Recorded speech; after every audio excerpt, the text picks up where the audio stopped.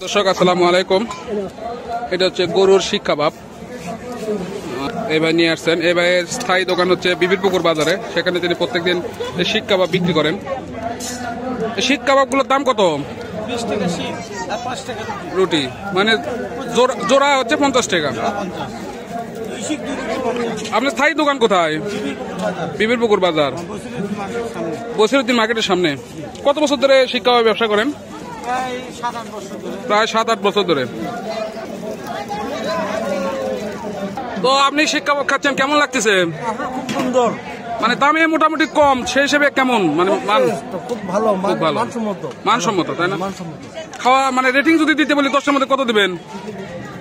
10-এর মধ্যে 10, মানে দাম মান হিসেবে খুব ভালো। গরু শিক কাবাব,